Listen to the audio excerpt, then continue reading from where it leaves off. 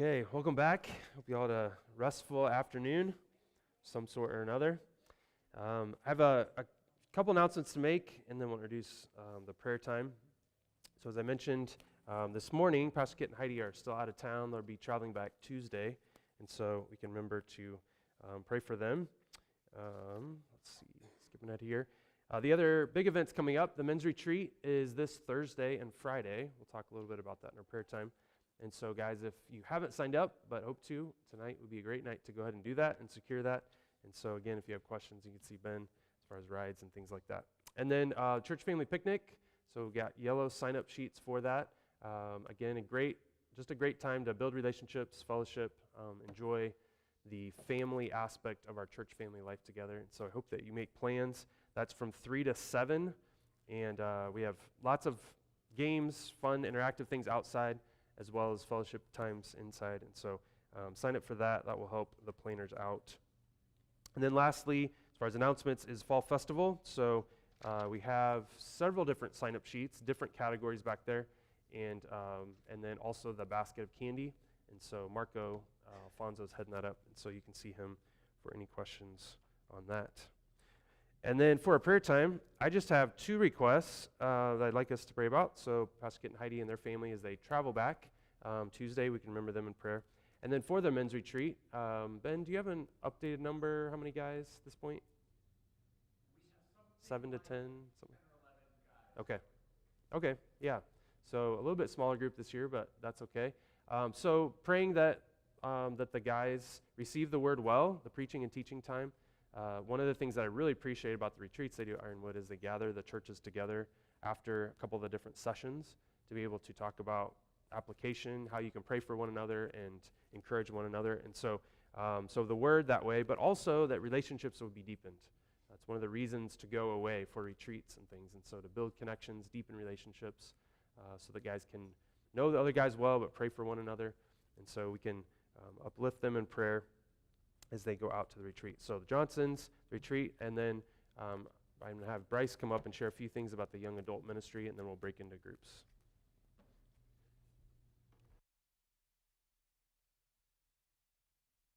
Ministry, it's essentially what it sounds like, young adults, ages 18 to 30.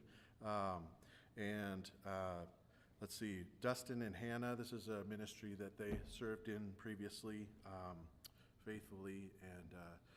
And then current staff is Jean and Virginia, Shad Van Wyk, Daniel Clark, Daniel and Melissa Batchman, and then Emily and myself, Emily and Bryce Villaflor. And then, let's see, currently we're going through a book. It's called The Company We Keep, and I'm excited about that. We've got a plug for you young adults. We have the pages in the back for tomorrow's meeting, and that is every other Monday on 6 p.m. here, right in the auditorium. So I would love to pray specifically to go along with our prayer time. Please pray for group participation. We'd love, church has an app where we can see like all the ages, everybody in between these ages, and the number is bigger, and some people are busy, can't make it, but some are on the edge maybe, potentially. And so I just pray for those people in particular that if they have an opportunity to learn what this author through our book study is, how it's pointing to what biblical friendship is. So one, group participation, and then spiritual growth is the second one. This is as we study God's Word through a book study. And then the third thing is friendships and church involvement. So it's great if we have this like very specific meeting and then there's very specific people at it, but how can we spread beyond that, because LifePoint is bigger than just one meeting, one gathering. So and so please pray for that. And I think we're going to start prayer time as we do, break out into 5 to 6 people near you preferably, and let's get started.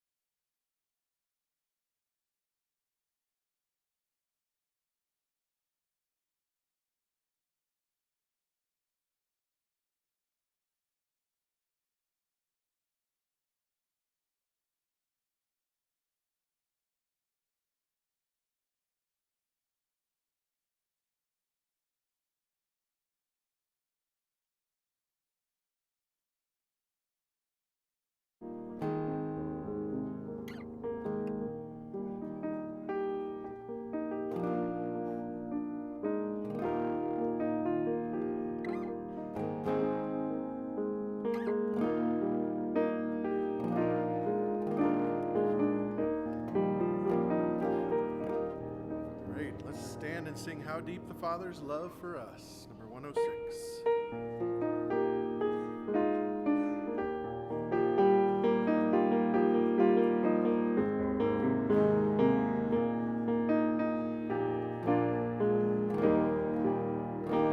How deep the Father's love for us, how vast beyond all measure, that He should give His only Son to make a wretch His treasure.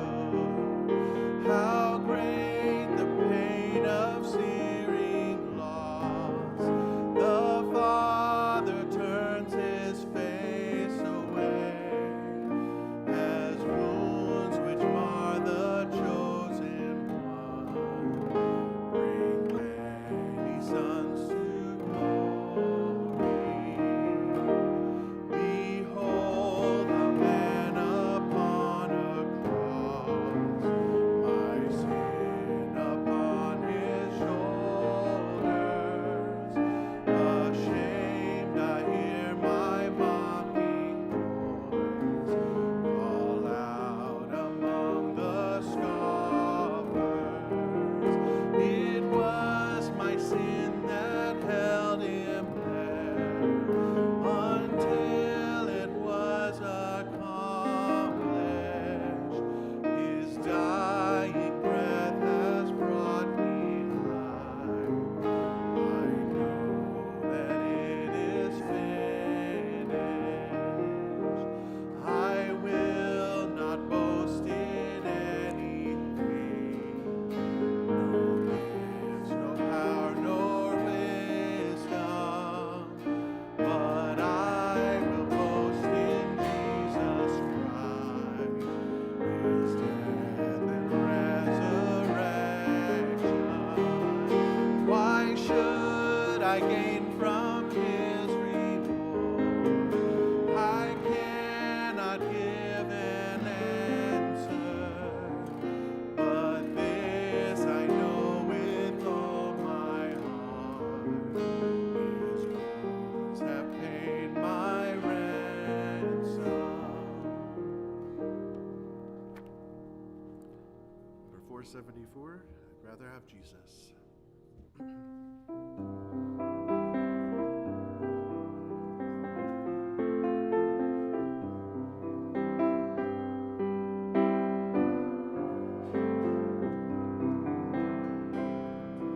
I'd rather have Jesus than silver or gold. I'd rather be His and have riches untold. I'd rather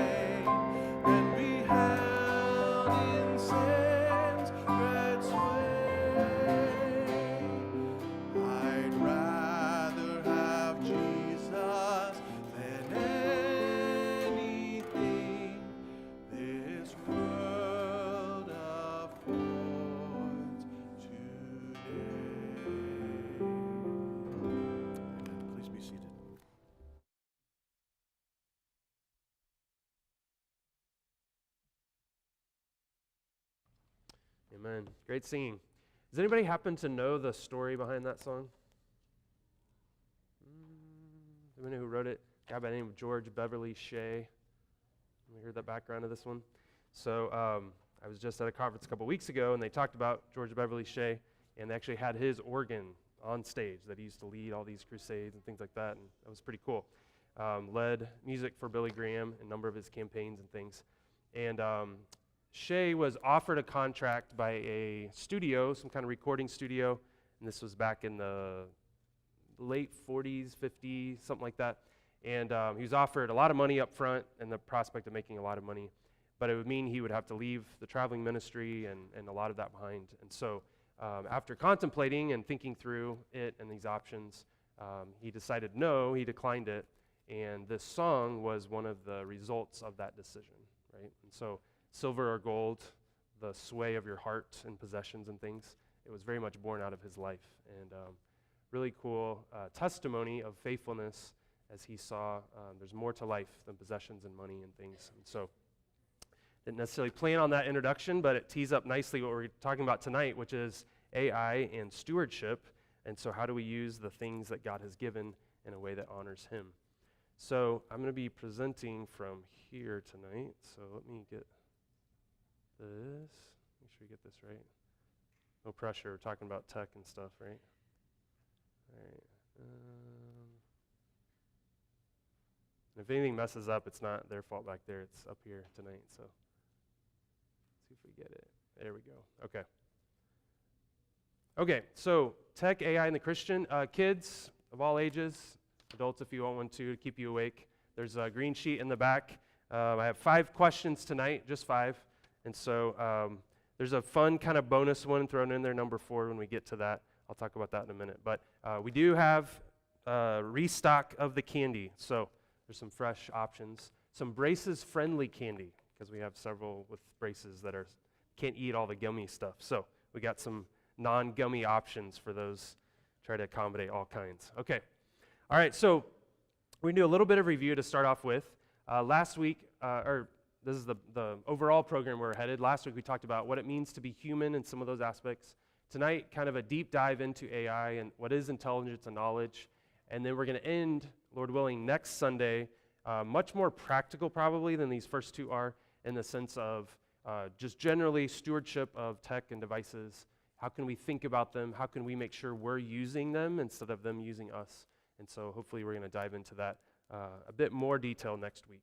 And so I shared 3 goals of this series. 1, to raise awareness of this revolution, this thing that's happening around us and will continue to shape our world. And so a little bit last night, a lot tonight, we'll hit on that. And then I used the keyword caution, that we shouldn't necessarily shirk away from some of these tools and fear or cower or be intimidated. But also, I don't think it's wise for us just to wholly adopt things and act like it's not going to change us in meaningful ways. And so caution, wisdom, kind of a middle ground is what we're aiming for here.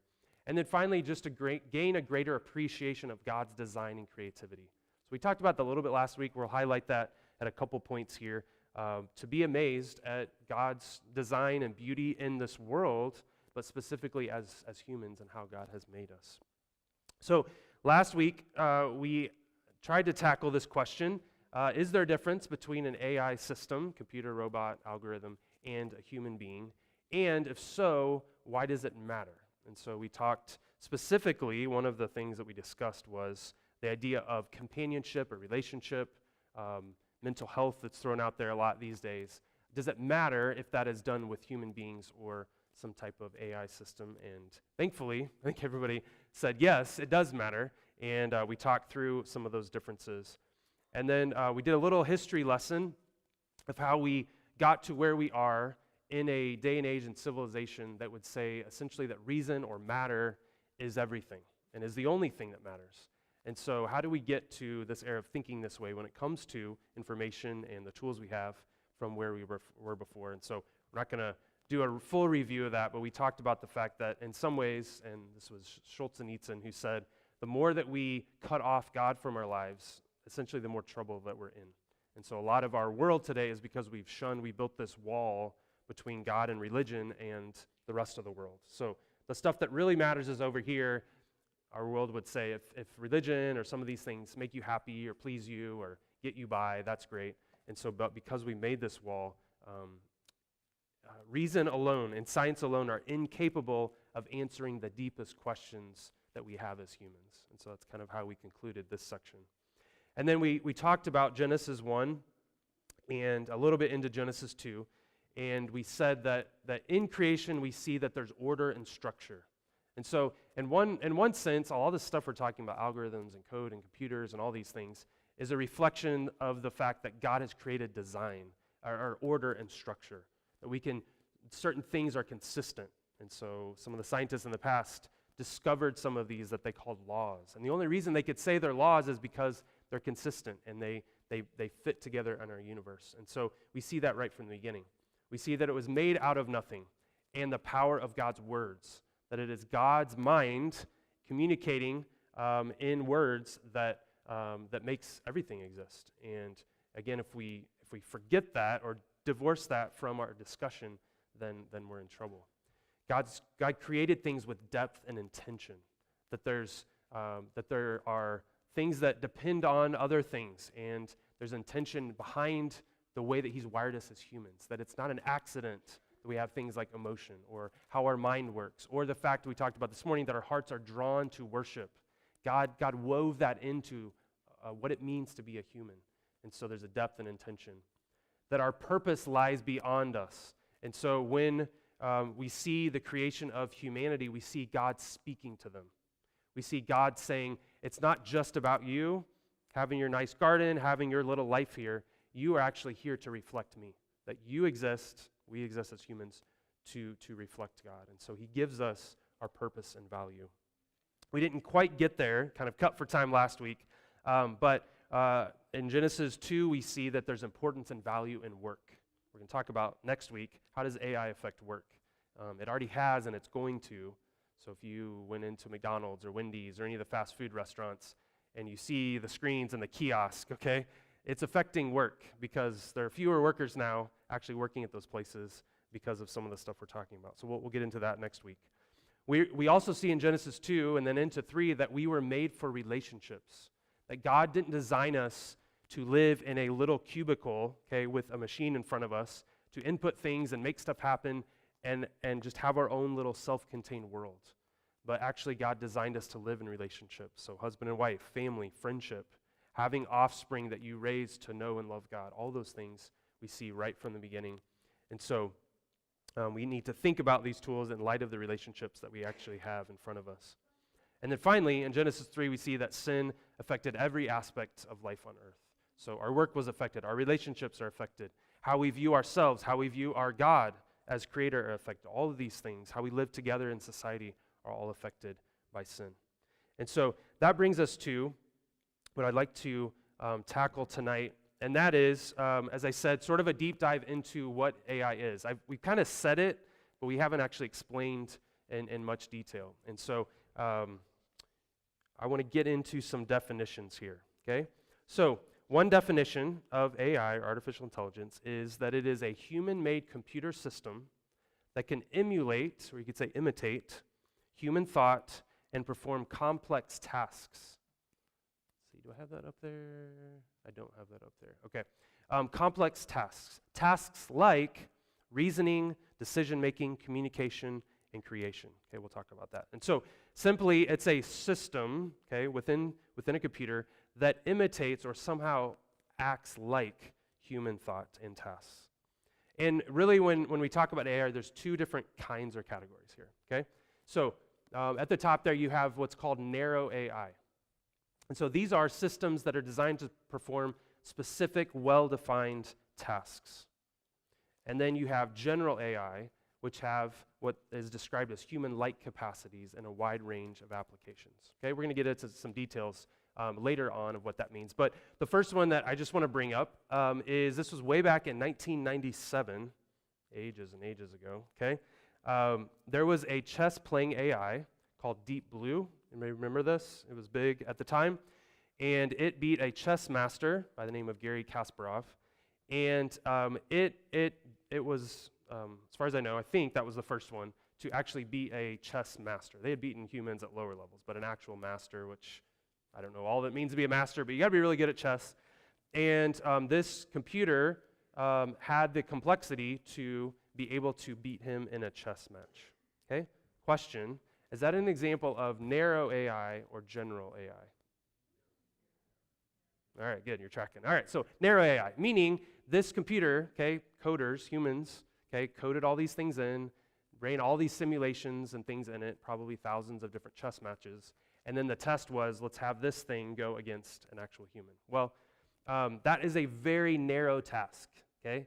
It could do chess, okay? It couldn't do brain surgery, or it couldn't do many, many other tasks. It could do one thing, and it could do it really well. And so that's an example of narrow AI. If you took that same system that was used to beat Kasparov, okay, and you tried to run your Tesla or smart car on it, you're not going to get anywhere, okay? Because all it's going to say on your screen is, I can play you in chess. Okay, that's all it can do. It's very narrow in the scope of what it can do. There's another, this was just a few years ago. There's a game called Go, which is kind of an East Asian game. And a system, so far an AI system hadn't been able to beat a human. It's very, very complex. And I think it was 3 or 4 years ago, a system beat it. There's a documentary called AlphaGo. If you're curious about this at all, really interesting to see how it learned and how it did all those things, okay? Another example, voice recognition system. What's an example of a voice recognition system? Okay, all right, so Google has it, yep. What do you, some of you yell this name. They don't live in your house, but you yell this name in your house. What do you yell? Alexa, yeah, or Siri, or some of the other ones, okay? Or if you're like my nephew, he would go in and maybe his grandparents, my in-laws, he would go in and change the name that they're supposed to yell. And so I forget what it was. What was it Elijah changed it to? I don't know. And so he forced the grandparents to have to yell this absurd name to get it to do it, and instead of Alexa. And so, but it's really good at understanding speech and then finding information and then saying, here's the information. Okay? Again, narrow in those tasks, but again, it's not designed for deep cancer research or other different tasks. Okay? So narrow AI. So far, general AI, it's actually abbreviated AGI. But so far, true AGI in this way, acting like human and a complex scale, is not possible. Okay, it's not been done yet, but it's sort of the holy grail of AI tech people. Okay, so you hear that term AGI thrown out there. That's what they're after, and essentially what it promises or says is that AGI can basically do anything. Like it can learn how to do almost anything instead of coders or people saying this is the narrow thing. Okay, all right. We're not going to beat that one to death, but hopefully you can see the difference between narrow and general. General can do many different things. All right, an algorithm. An algorithm is a defined sequential set of instructions that a program follows to solve a specific problem or task. Okay, so there's several steps, a code written by humans, okay, so language put in, and then from that language, they can go and solve things or make things happen. And so algorithms nowadays, we'll get to some of the tools, are often now being written by actual machine learning and processes that way, okay? So, for example, okay, this isn't my recommendation, but this is one I found online.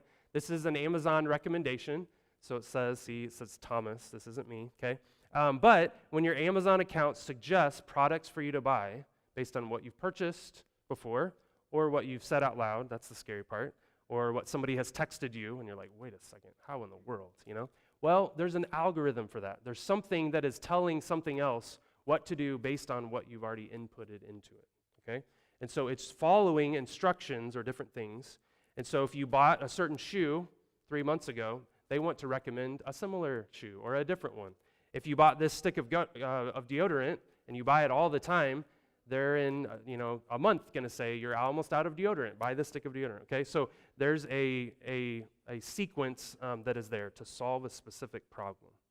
And so this is very similar to instructions we would give a child, right? So you need to brush your teeth, and then once you brush your teeth, you need to put your pajamas on, and then once you've done that, you can go get a book, and then go on your bed, and then I will read to you on your bed. Okay, and then they come back to you and like, what was step number 2, right? So there's a set of instructions there in this case, for systems to follow. All right. One more here for now, and that is machine learning. So this aspect is somewhat new, somewhat different than a lot of the stuff, let's say, back in the 90s or early 2000s when we think of computers and the internet. And the idea is that it's a system that can define patterns, learn from data, and improve performance over time. Meaning, it's not waiting for somebody to input new code and new information or do all these tweaks on it. It is itself getting better at different tasks and defining and things in that way. And so it's adapting based on data that it receives automatically without prompts. And so initially, people designing these systems gave it very small amount of data. So many, millions of bits of data or whatever. Well, now, in these small language models, now we have something called large language models. Okay, and so this is, again, if you hear anything about AI stuff, this is the term that's used a lot. LLMs are large language models. And they're called large language for a reason. Okay, so ChatGPT, we'll talk about that in a little bit later. Number 4 is the latest iteration, or I think it's 5 now. But number 4, it was trained on 5 trillion words. Okay, 5 trillion words, which trillion is a lot of zeros. Okay, it's a lot of words that it's given. And so it is given this and then said, go, basically, to learn and to figure out to process things that way. And so for reference, okay, because you're like, what does 5 trillion mean? For reference, people estimate that by the time you're 20 years old, that you've heard about 150 or 200 million words. Okay, and again, you're like, how do they know that? But maybe it depends on how loud or how talkative your sister is when you grew up. Because I'm like, I don't know, I might be more like the 250 range. But let's say 200 million words. Okay, you've heard by the age of 20. And I didn't do the math on this, but calculate the scale from 200 million up to 5 trillion words. More than you would ever hear in your lifetime, okay, is what it's being trained on to be able to operate and to do these things. Maybe another reference that might help is, so Google Books, all the things they've scanned, all the books that they have, has about 3.6 trillion words. And they don't necessarily have every book that's ever written, but they try to come pretty close to that.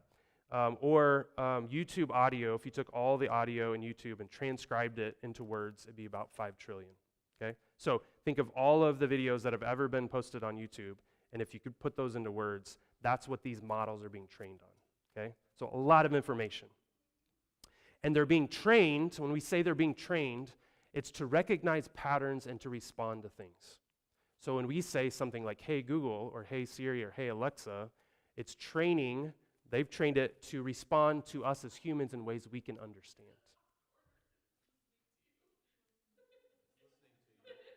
Yeah. Go away. Okay. There you go. That's a little creepy. That was not on cue. Okay. All right, generative AI. This is where it gets kind of fun. Okay, we talked about creativity. Okay. If that last little bit was boring, this part, it gets a little more fun, okay? So an AI system that uses training data, okay, the data it's gotten, and patterns along the way. So remember that 5 trillion dump of words and images, videos, all of that is being trained. It takes all that, and it makes patterns so that it can create what's described as original, unique content. So, for example, I mentioned last week the difference between giving a love poem or rose to my wife versus saying, ChatGPT, make a poem for my wife. Well, it can make a poem, a love poem, and I can give it words to rhyme or phrases or things my wife might like, and it could create a poem that never existed before. Okay, so that's what we're talking about, original content that it can put together in text. And text is pretty cool, but wait till you hear the music that it can make. And so I was talking, I don't think he's here tonight, but some music both of us came across independently within the last, I think, week or two, that a guy took different books of the Bible, Psalms, Proverbs. The one I heard was Ecclesiastes, and he put it to a kind of a blues sort of sound, which is kind of fitting for Ecclesiastes if you know much about Ecclesiastes. And it's amazing. It's really, really good. It fits, the text is used from Scripture, the context of the music and the flow, it's really good. And then it was, as I'm looking into it more, I'm like, wait, like how did he do this so quickly? Because he's like, yeah, I just finished Proverbs, now I'm doing Ecclesiastes, and it's like an hour of this music. And as the more I'm looking into it and researching, and Kenny was doing the same, we realized this is completely AI generated. It was not a human who put all this together, right? And so that's what we talk about with generative AI, where it's taking inputs and things, and it's making things that are not just words on a page, but things like music, which has tone and has color and has all these things to it. Images, videos, web pages, all these things it's generating, it's making or forming these things. And so many chatbots can do that now. It used to be just a few specific ones, but now ChatGPT, Grok, many other ones can generate things, again, that didn't exist before, at least in that form. And so most of us, okay, I think so far probably most of us, if you've dabbled in AI, it's probably this kind, where you've put in a little input, hey, help me organize my grocery list for the week. So I want to do this, this, and this, and this. What ingredients do I need to make these meals? Like, put it out, right? So that kind of generative in a task form. Or again, I mentioned the example, a unicorn eating a cupcake on a slice of pizza, and you put it in there, and it'll make a realistic unicorn eating a cupcake on a slice of pizza. Not sure how productive that is for human civilization, okay? But it can do that stuff. And so a lot of the things that we're doing, or that people might do, write this email, make it sound like, really professional, whatever, is generative AI. Okay, this is, like I said, the fun part. I'm going to show you an example here, okay? How many of you remember a thing from, it was 2 years ago now. I'll show the video in a second. Yeah, it looks like Michael Jordan. It's actually Will Smith, okay? And the one on the left, okay, was made just 2 years ago, a little over 2 years ago, okay? So the input into the AI was Will Smith eating spaghetti, okay? So I want you to compare the March 2023 to the April 2025, okay? In 2 years, look how much better the generative AI has gotten, okay? Things you never thought you would do in church. Watch Will Smith eat spaghetti, okay? Oops, sorry. Okay, there's no sound. But notice on the left, I mean, it's goofy, it's wild. People are like, yeah, it's a little rough. But then compare that to on the right, and it really looks like Will Smith is eating spaghetti, and as if you filmed him in his house doing that, okay? All right, the one on the left's crazy. It goes on and on. Is it French fries? Is it like potato sticks? Like, what is he eating? It's kind of crazy and wild, okay? But that is a form of generative AI where you put that in, and again, you can go crazy on these things with images and just wild stuff that's out there, and we'll talk about the dangers of that in a minute. Okay, so before we move on, what is a possible good outcome for generative AI? Okay, images, text, web pages, other things. Again, we're thinking God has made us creative. He's given us tools and things. We can make stuff that's cool, that's productive, that's good. Yeah, Lisa?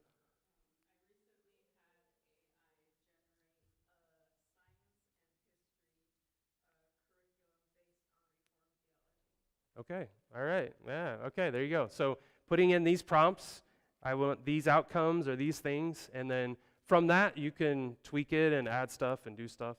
But to take the time to do that or the brain power to make that happen, okay, yeah. What else? What are some other productive, creative things we can do?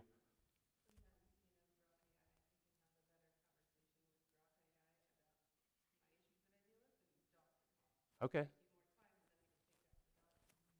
Okay. Yeah, so here's the symptoms I'm having. Here's the certain things. What can you tell me about this? And it can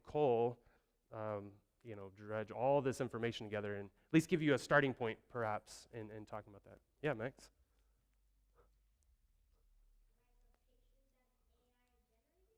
Uh-huh. Yeah. Okay, all right. So, yeah. Ooh, all right, a little Russian doll kind of thing. Pizza, eating pizza, yeah. And in some ways, if your mind can think it and there's parameters on it, you can make that happen, yeah. Okay, so there's a lot of things we could talk here, and it's fun to think and imagine and play with it. However, on the flip side, what are some potential dangers of things like generative AI for the Christian? Okay.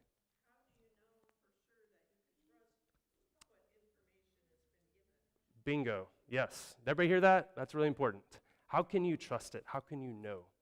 And next week, we'll talk through this a little bit more principle-wise and some of the danger and how we use tech. but this is huge. I think I have this a little bit later, but basically, in many ways, we cannot necessarily just trust what our eyes see or what our ears hear, carte blanche anymore, right? Think about a time, let's go back however far we want to go, 50, 75 years ago, 100 years ago. If you witnessed something or saw something, a horse carrying a cart and it rolled over, and you told somebody, I saw a horse carrying a cart of hay and it rolled over. People would be like, okay.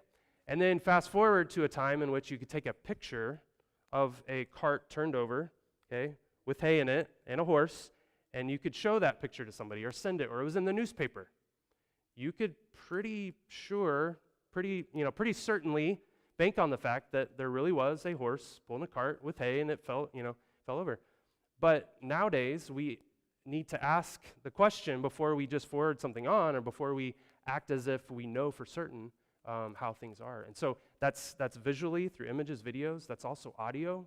The audio has gotten really scary where it can take people's voices and make them say things that they never said. There's one, and I didn't get this up here, but I think is very concerning, is the ability to take a still image, so a black and white photo, or there was one I saw, somebody posted, his mom died when he was 8 or 6 or something, and he only has like 1 or 2 pictures of his mom, no videos. And so he uploaded the picture, and it made a video of him and his mom interacting in a birthday party and talking and things. But that didn't actually happen, right? And so it actually has the ability to create false memories in people that didn't actually occur. And so anyway, we can get into a lot more detail in the ethics of it, but I think we need to be careful about just taking what our eyes see or what we hear, what somebody passes along. And that's true for all humans. I think that's especially true for Christians because we need to be about the truth, right? In our claims, but also in our relationships. And so we need to be careful and think through that. Again, a little bit more next week. We'll talk about principles, but yeah, that's really good. What else? What are some other dangers in this type of ability or tools?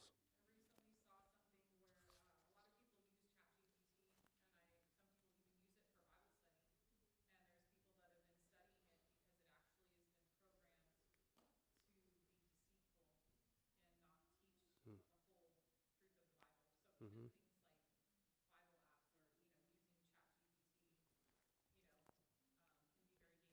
Okay. Yeah. Yeah. So the danger we were talking about before is just like it's straight up wrong or it's straight up false or whatever. The other part that Emily's touching on is when some of it's pretty good and some of it sounds pretty reasonable or has a good point or whatever, but because of it's responding to what it's been trained with, right? So there might be parameters, certain claims in Scripture that would go against or push up against the parameters that whoever has set up or trained this thing. And so we shouldn't just assume that it's quoting something correctly or that it's going to cover a topic or something well or thoroughly in that way. Yeah, that's good. So it's a mixed bag in many ways. Yeah. And I think, too, a direction that some of these things are going is that with these kind of tools, whoever has means, so money, power, is going to dictate a lot of things. And I think it's going to go in the direction of either companies, organizations, or just wealthy people building their own system, building their own model. So just the other day, I heard a celebrity who was talking about this, and he said, what I want to do is I want to build my own model. Okay, so there's Grok and there's ChatGPT and whatever. He's like, I want to build my own model with my own inputs, either things that I've written or things that I've said or things that I have in it, and essentially I won't need anything else, which is kind of scary, right, to think about. Somebody could live, all their inputs, build their own little collective world and not have others, speaking into it. So, yeah, so a lot of things that we need to be careful about in that way.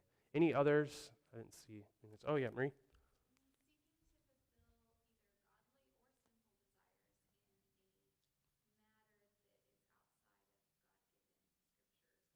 Mm-hmm. Okay, yeah.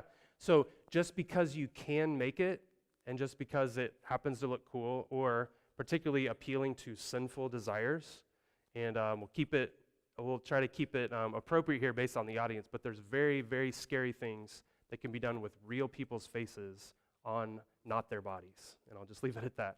And so the moral boundaries before were more defined, and now it can be taken into very extreme ways that are not honoring to God. And so, yeah, being careful how we do that is really important. Yeah, Anna?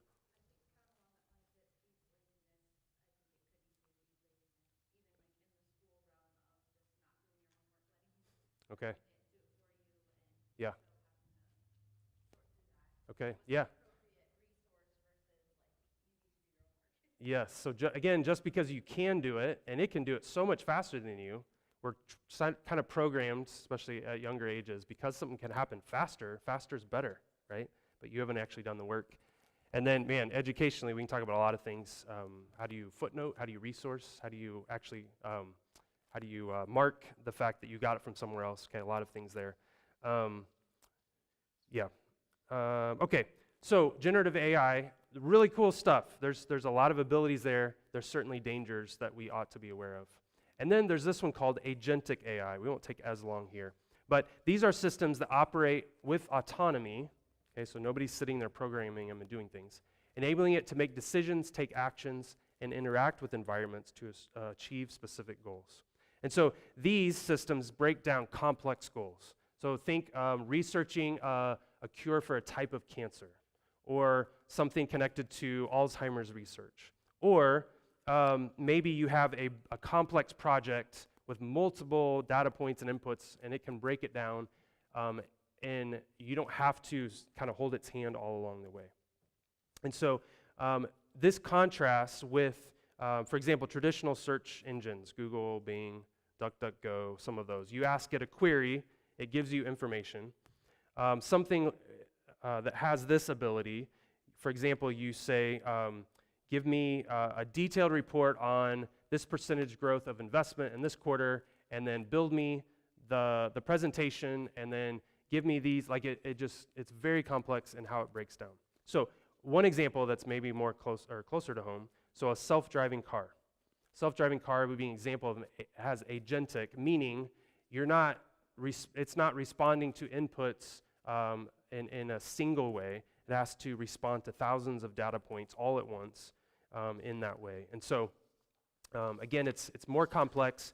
Where it's going, though, with these types of things is, you maybe have seen ads for this, you can connect this AI agent to your email, to your messages, to your Google Drive, or other things. And since it has all the information, your information connected, you can tell it to go do tasks or do things, and it's just pulling from all of these sources. So again, productivity-wise, sounds pretty good. There's also privacy questions and a lot of things with that. What are they going to do with the data and things like that? Okay, let me give another illustration that will help maybe picture this and talk through it a little bit. So one of the AI tools I've used recently is called Claude. I don't know if you're familiar with this one. Part of the reason I like this one is because so far what I've been able to research, it's a bit more concerned about privacy and some of the dangers of AI. And so they have like a statement on the thing about things that they're committed to and won't do. And so the guy who started this broke away from ChatGPT because he had concerns about it. So for what it's worth, there's still dangers, but I think they're trying to be a little more careful, and so it's one that I've used recently. Okay, so here's what I did. I said to Claude, this AI agent, I said, the prompt was, please give me an illustration of machine learning, AI, that I can use to teach an audience of teenagers. Okay, that's all I told it. And I was actually expecting it to be like text and then some pictures or whatever. And it says, I will create a web page for you that does da-da-da-da-da. So it created this web page as an illustration or a way to illustrate what machine learning is. So machine learning, teaching computers to learn data just like you learn from experience. And it used the illustration of driving a car. You learn to drive a car, you practice hundreds and hundreds and hundreds of times, and then you make good choices. So examples. I don't know how much you can read these. Let me see if I can blow it up a little bit. Okay, so Spotify, Apple Music uses machine learning to find things that you like. Okay, notice it did not connect to my Spotify because it would not have put those up there. But I didn't give it access to my Spotify account. Instagram or TikTok feed. So it learns the things that you click on and listen to, but it also learns how long you hover over things, or the things that you like, or the things that are connected in chains. So they know that you click this and like it, and then this pops up, and then that makes you do this and that. And so it analyzes your behavior, and it gives you essentially what you want, which sounds really good in one sense. In another sense, it actually often incentivizes giving us things that are not good for us, even though we might want them. Again, I mentioned Amazon recommendations, and then maps and navigation. And so if you get rerouted or you get churned different ways, you can, by analyzing those things, it can in theory, get smarter. And so how does it do it? Okay, how does it actually work? And again, this is a really good breakdown. 4 simple things. It collects the data. It finds patterns between it. It learns or trains itself, and then it makes predictions. And so I think that's important to point out, that it is predicting, or it's trying to learn what you want or how you want to interact, again, based on what it knows. And so if it's fed good or helpful things, either you or others doing it, it can give good outcomes. But a lot of the question we need to ask ourselves is, what is it being fed on, right? What is it being given? And on that, not every AI model is being given the same training. And so that's where, like I mentioned the Claude one, part of the reason I was led to it a little bit is they try to be careful with the information they train their thing on. One of my concerns, for example, with ChatGPT and OpenAI, is that they're much less careful about the information that's fed. And so they have more data, that 5 trillion thing, but it's not necessarily the best data, or the parameters on it aren't necessarily the best. And so, for example, here's an example. So I love action movies. It says I should watch Mad Max Fury Road. No, probably not. Okay, I'm into romance. So this one's a little bit better. Try The Princess Bride. It has romance and adventure. Okay, comedy is my thing. Spider-Man Into the Spider-Verse. Okay, so it's responding or interacting, learning based on what I am giving to it in that way. Okay, so why should you care? Future career opportunities, become a smarter consumer. So if we understand why we're getting recommendations, it can actually cause us to question maybe our motives in shopping or in music or entertainment. Why am I getting all these things? Now, it's not necessarily just because you did this. There's other things, ads and stuff that comes into it. But it actually does reveal a lot about us in that way. And then, boost creativity. Yeah, it can boost creativity. It can kill creativity too. So anyway, so this was built based off my input to go that way. And so that's a generative AI. All right, back to our presentation here. And let's see. I think I'm going to skip over this next section. Well, let's do this, just for the sake of time. I just put up 6 AI platforms, systems, or models. I'm just curious on this. Quick survey. How many of you have used or interacted in some form or another with ChatGPT? Okay? Yeah, I thought a lot of you. Okay, you can put your hands down. It was sort of the first one on the scene. It's the one that got all the buzz. In fact, I even said it earlier as a generic, kind of like you Google something, you know, put it in ChatGPT. And so OpenAI is behind it, and the latest version is number 5. It kind of set the standard. It was sort of the Kleenex of the tissues, if you will. Okay. Second one, Gemini. Does anybody know what this one's from? What provider? Okay, it's Google. Yeah, you can see maybe the colors. It used to go by a different name. It was Bard, I think, and then they changed it. I don't know why, but what advantage does Gemini have over everybody else? It's Google, right? I mean, we've been Googling things for, what, 20 years now, 25 years? I don't know. And so it has the advantage of tons of data, and the way it's built, the advertising and all those kind of things. And so in that sense, it leans on that. Copilot, I see it pop up all the time because I use Windows. And in fact, I don't want to see it, but it forces me to see it because it just shoves it kind of in there. So, but because it's connected to Windows, it's kind of everywhere. And then somebody mentioned Grok earlier. XI or XAI is now the parent company, but formerly Twitter, okay? It's connected to that. And so because of that, so Elon Musk, you know, his company, It has a very interesting style of interacting with you. It's more conversational. At times, it's kind of sarcastic, a little bit sassy or irreverent. Sometimes it'll say things maybe politically incorrect that other bots won't. And some of that is because of the way they've designed it. And so it is trained on a lot of things. It's very heavily trained on Twitter. And so that's kind of, I mean, it makes sense, I guess, or X now.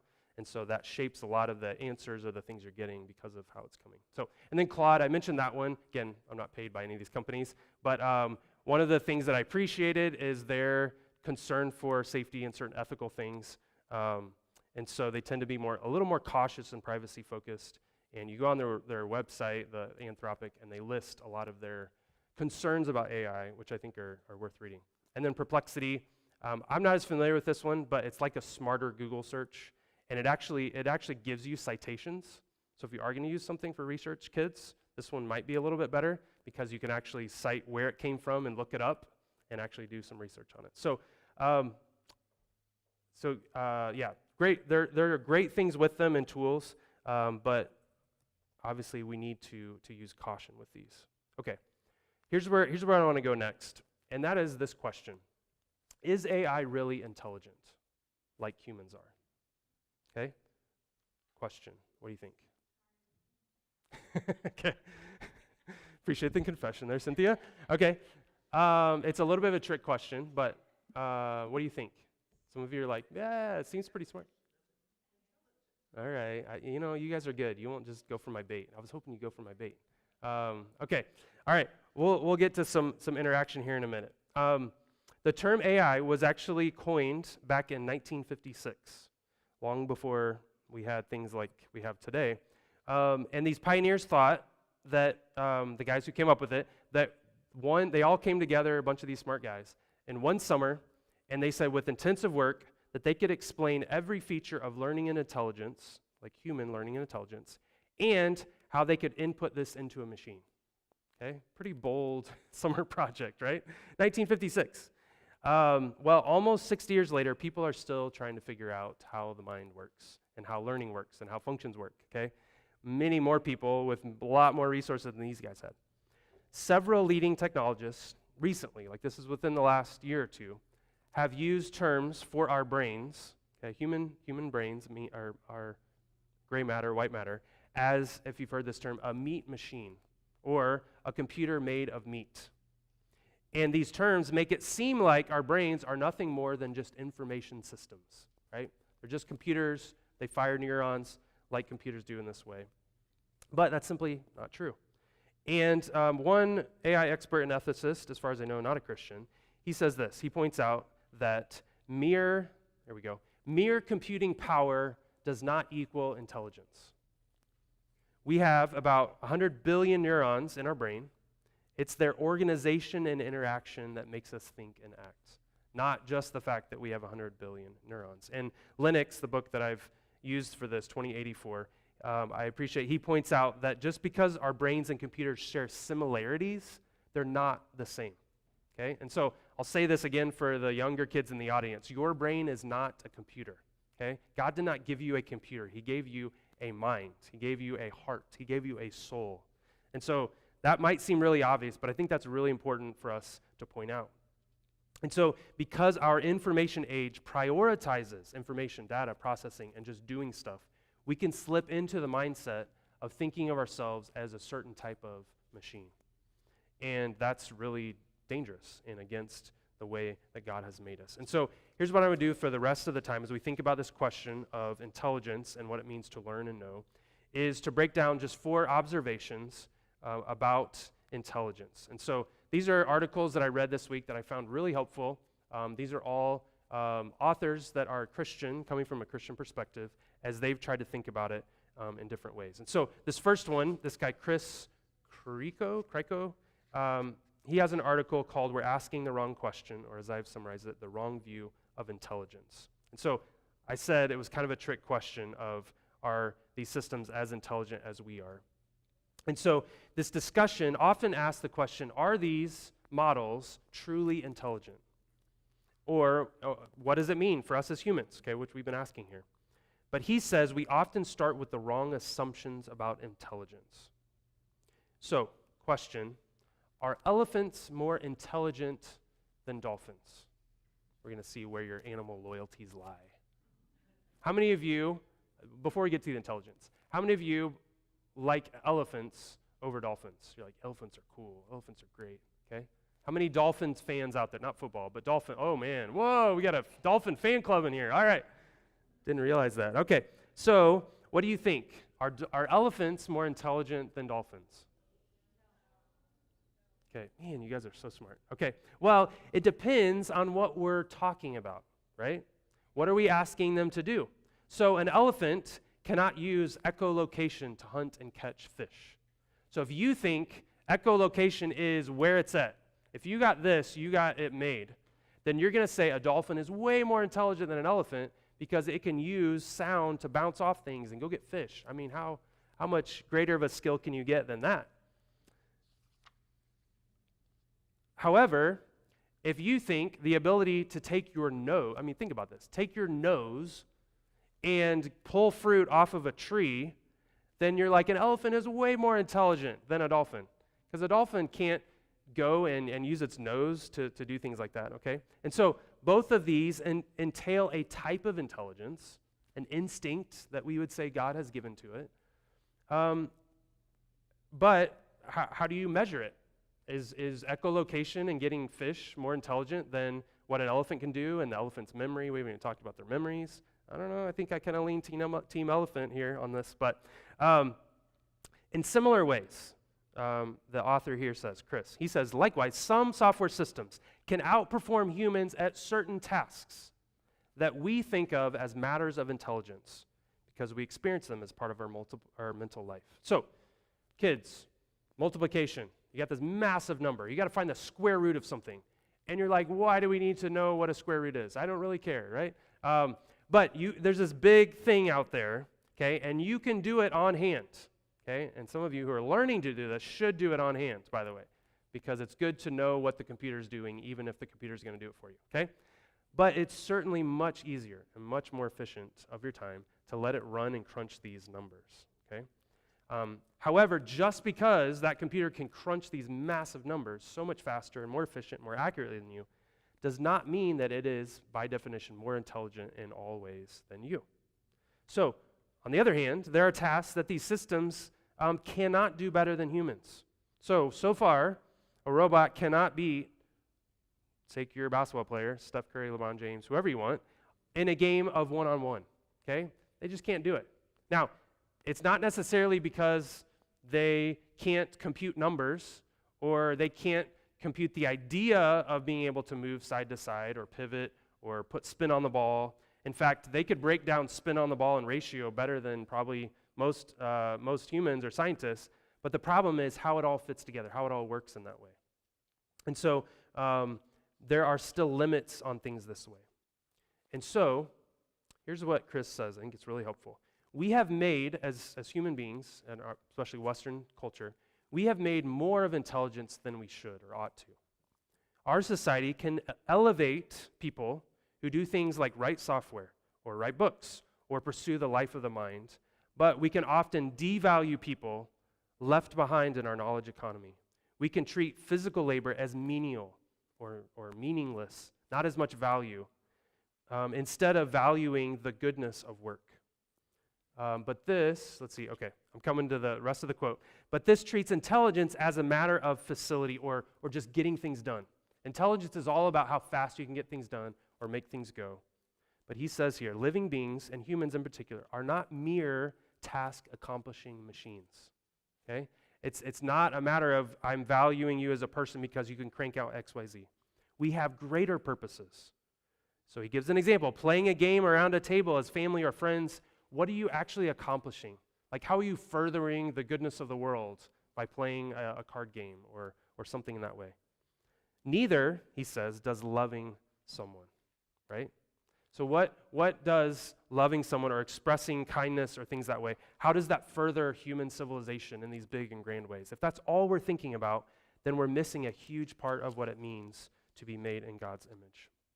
He goes on to say that treating others' intelligence as the basis of our ethical duty, meaning how I treat people morally, is perverse. This would imply that more intelligent someone is, by a certain measure, the deeper my obligation to them.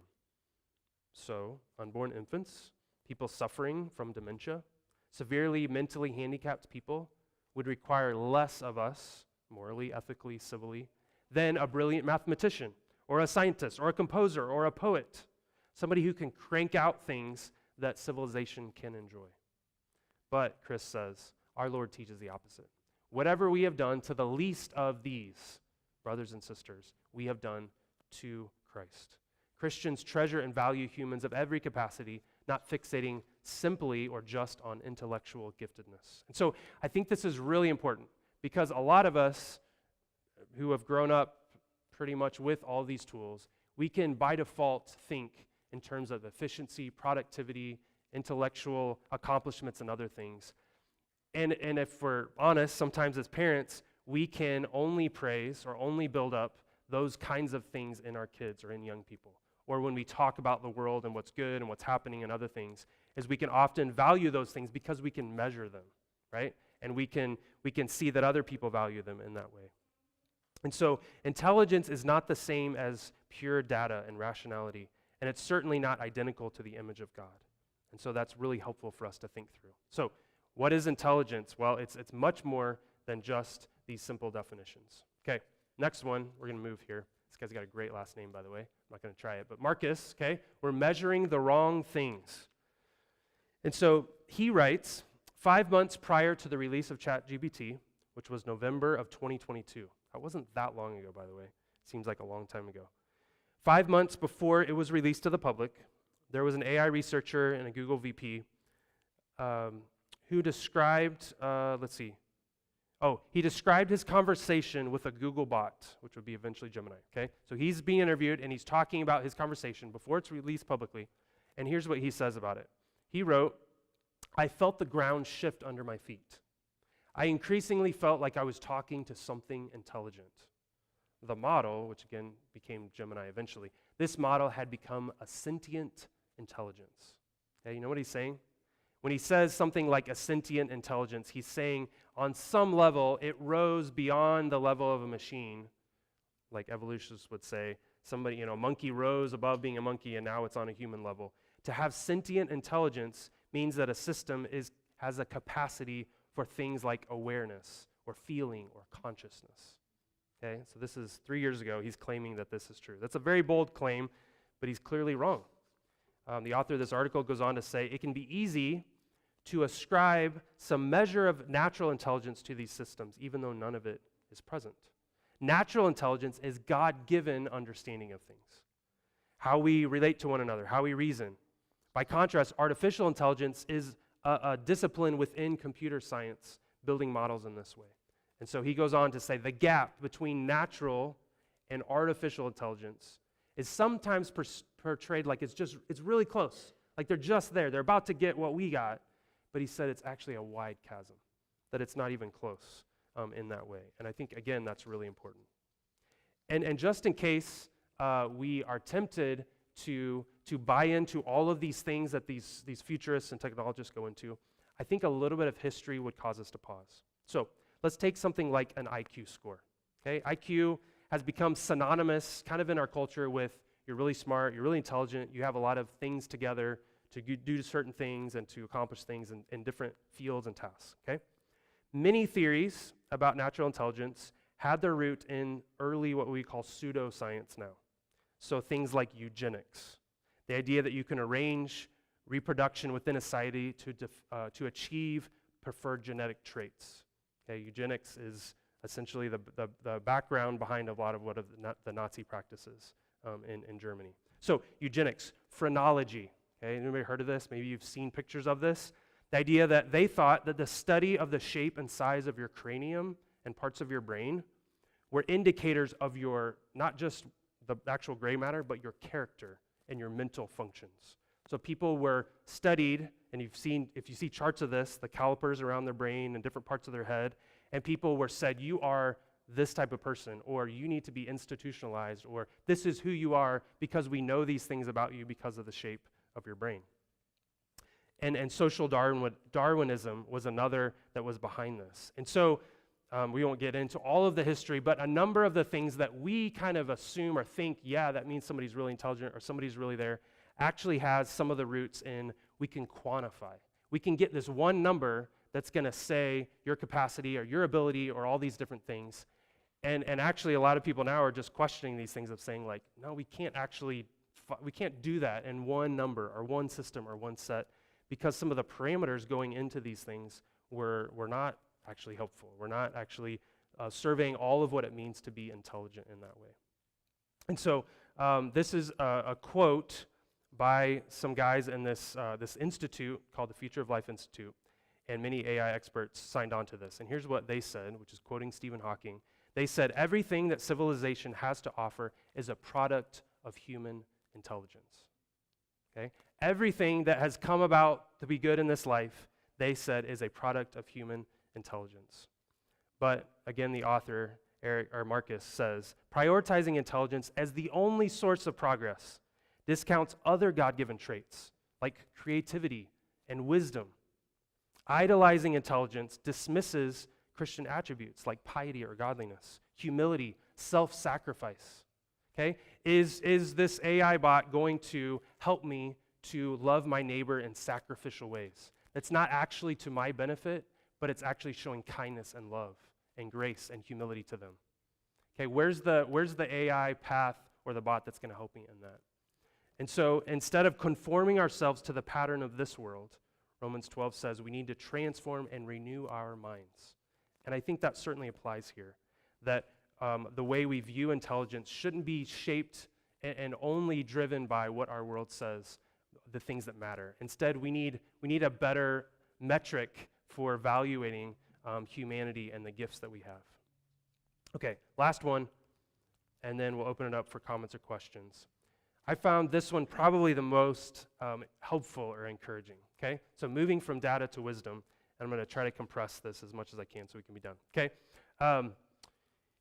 He says, this guy, Vineet, says that, again, a Christian, he says, as humans, we're always in life stages that contain risk, okay? So, for example, if you're a parent, what is one of the greatest risks of parenting?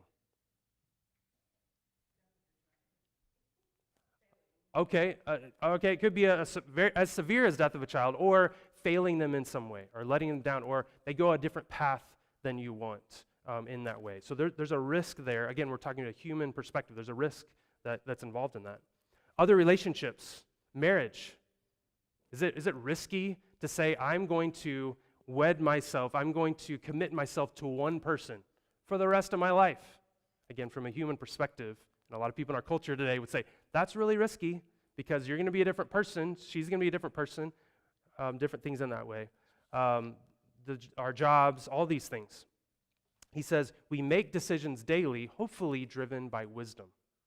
In the era of AI, it only makes sense to incorporate this tool into our decision, or it makes sense to incorporate tools into our system, but we need a process for it. And so he shares, he was a information, I forget what his title,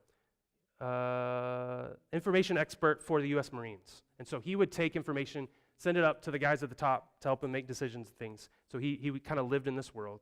And what he said is that his goal was to go from raw data all the way to wisdom, things that they could actually implement in a helpful way. And so I don't know if he came up with this, I think somebody else did, but I think it's really helpful. Okay, so you go data, okay, so that's ones and zeros if it's computers, okay, that's just raw information, or raw data.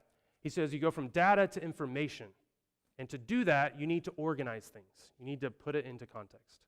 And then you go from information to knowledge, and to move from that, from information to knowledge, you need to analyze things. You need to give it meaning or some kind of context in that way.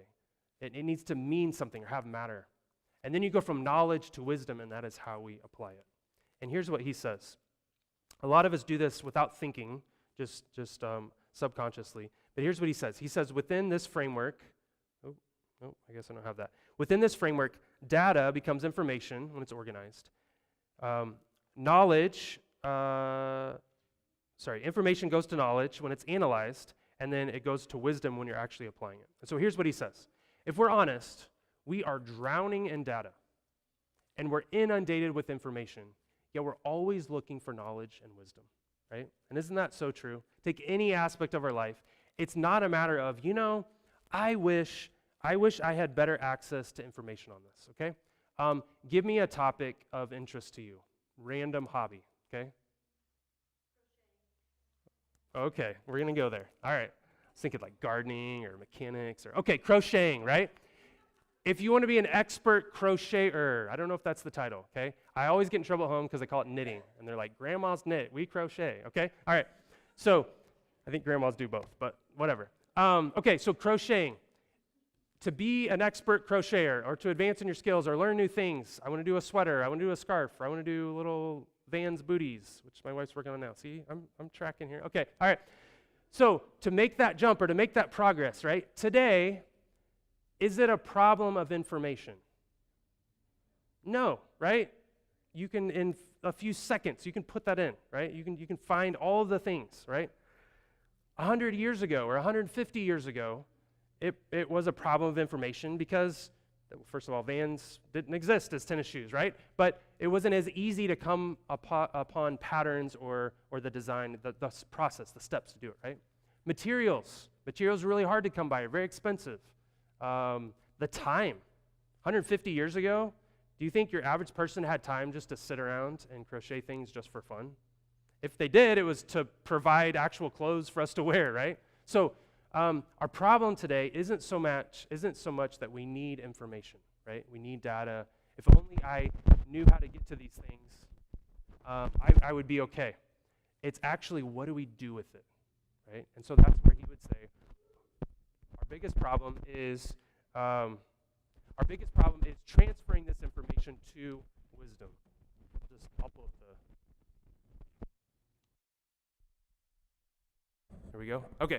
Our biggest problem is, what do we do with this information? How do we go and transfer this data to actual wisdom? And so knowledge can be informational, experiential, or ideally both. And so I think it was Doug I heard say, part of what I need is experience. And by the way, I lack it when it comes to crocheting, okay? I can see it and I can appreciate it. And honestly, with Nora, our little 7-year-old, I'm like, how do you do that? Like, how do you know how the loops work and all those things, right? But experience, it comes in that way. And so the Christian view of knowledge is rooted in embodied people, okay? Real humans. We have flesh. We have mouths. We have ears. Embodied people experiencing life and relationship with others, whether with God or with other humans. And here's the thing. So much of our society and culture wants to separate knowledge out, or the knowledge that leads to wisdom, that we don't need it to be embodied in relationship with people, in interaction, in a book that is really old that speaks to us from God. And so I think a lot of our problem is we want wisdom, we want to be able to use things in that way, but we forget what the process is. And so a couple passages, John 13. By this, all people will know that you are my disciples if you have the right information, right? If you have the right data. If you just get the right inputs. No, it's actually love for one another. Now, that love needs to be driven by truth, but our expressions of love for one another are what ought to mark us out as Christians, okay? Is it good to read books? Yes. Is it good to want to know good theology or know facts or just be a generally smart person? That's a great ambition, kids. Try to be a smart person, okay? But it is our love for one another in relationship that ought to mark us out as different. And I think that's really important. Yes, God can use our debates, he can use our intellect, he can use our interactions at times and different things in ways, but it's often our love that's shown to people that points people to Christ. Paul says in 2 Corinthians 4, we do not preach ourselves, but Christ Jesus as Lord, and ourselves as your bond servants on account of Christ Jesus. Think about that. Who was the Apostle Paul, right? What did this guy know? I mean, he probably memorized vast portions of the Old Testament law. And yet he would often say, I'm not coming with wise arguments, although I have those. He could do those. He said, I'm not coming in impressive things for the Jews to see or the Greeks, whatever. I'm coming as your bondservant on behalf of Christ. I want to know you and to love you and to share you in that way. And so he goes on to say, we have this treasure in earthen containers. There's a humility there that we need to see that Paul has in here. And so I'm going to skip way ahead. And he says this, we are often privileging efficiency over effectiveness, the artificial for the real. Humans are complex. What we need are experiential knowledge and God-given wisdom. And so I think that's a really helpful point to end this part. I have some more thoughts if you want on a couple other articles in there. And so bringing it all together, application. Praise God for AI tools, okay? I'm not here to simply bash them, okay? There's some really helpful, very cool and creative things that we can do with these tools.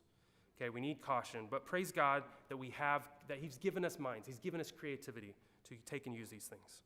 The second one, which we'll get to a little bit next week, but this was to Denise's point, don't believe everything you see, hear, and read. Okay, say that one more time for the kids. Don't believe everything you see, hear, and read. It could likely be fake. Okay, if it's too good to be true, it probably is. And so don't be guilty of bearing false witness in these ways. Be careful in that way. Ask questions. Sit on it. You don't have to share it right away. See if more information comes out on it. The third is don't hold intelligence and efficiency higher than other human values. Things like humility, love, compassion, creativity. And so, again, there's more to us than just knowing things and spitting out facts and be able to accomplish certain things. We need also to cultivate humility and love in our lives. The fourth one, limit the data in order to get to wisdom. Again, I think part of our problem, because there's so much information, and some of us that are wired to just be curious, just to know stuff because it's cool and interesting, like learn facts about jellyfish and elephants and dolphins, or what led to World War I. Some of you are like, I don't care, right? But for people who are just wired and designed that way, because we can get information and we can get more of it and more of it and more of it, we can feed on stuff, but we don't actually pause and gain wisdom. We don't actually let it sit and settle in our minds and actually lead to God-honoring living. And so I'd say this, it's a common phrase, people don't care how much you know, right? Until they know how much you care. And I think that's a really helpful piece of information here. You can't know it all. You can't process it all. You can't sort it all. And so narrow to the best kinds of inputs. Set limits. Learn meditation. Learn reflection. Learn to be quiet and gain wisdom. And then the last one, help the younger generation as they form their minds and worldview. I wasn't raised with AI, okay? It came along when I was a well-informed, I guess, or well-developed adult, okay? Just a few years ago, okay? But imagine, okay, what's happening to our young kids' brains that are forming and developing and shaping in a world that has these things. So what kinds of things do you praise most about your kids? Is it all or mostly intelligent accomplishments, like grades or other things like athletic feats or certain measurable things that our society says, this is where it's at. If your kid does this or gets to this, they've arrived, you've arrived, everybody's good. Or are there other things that we might miss or overlook that we need to praise in them, that we need to cultivate in them? Fruits of the Spirit, relationship health with friends, godliness, humility, and service. Do we praise the times we notice them sacrificing for others' goods, other things? What kinds of things can we reinforce in the next generation? Okay, I'm going to be done here. Next week, our goal is to get practical, taking some of this and playing out some of the nuts and bolts in the Christian world, especially with tech and AI. So let's pray, and then I think I have some stuff for kids. I'm really curious what you put for number 4, okay, on the sheet. All right, let's pray. God, thank you for the wisdom found in your word. Thank you for the truth that we can have. And I also thank you, God, that you, in your love and care, you embodied what it means to love. You embodied what it means to have wisdom.